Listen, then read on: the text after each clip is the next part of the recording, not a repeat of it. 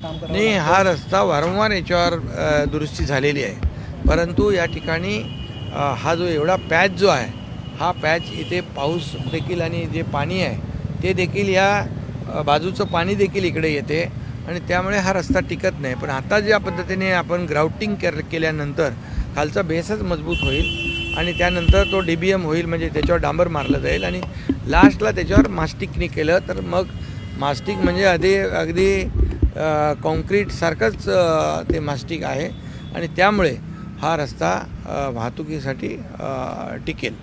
मी meeting घेतली, मी बैठक घेतली त्या दिवशी आणि बैठकीमध्ये मी संबंधितांना सगळ्यांना सांगितलेलं आहे की या वाहतूक कोंडी आपल्याला दूर करायला प्रायोरिटी आहे. कलेक्टर स्वतः इकडे आलेत आणि कलेक्टरना मी हेच सांगितलं की पहिलं काम तुम्ही एकच करा, ही हा घोडबंदरचा रस्ता नीट करा आणि ठाण्यातली वाहतूक कोंडी दूर करण्यामध्ये फोकस करा, प्रायोरिटी त्याला द्या.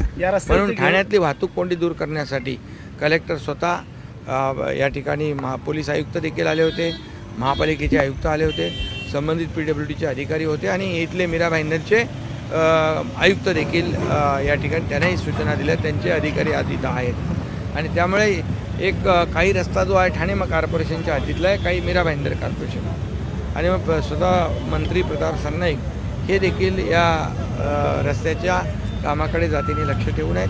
हा रस्ता आता व्यवस्थित अगदी क्वालिटीचा करू मास्टिक केल्यामुळे हा रस्ता टिकेल.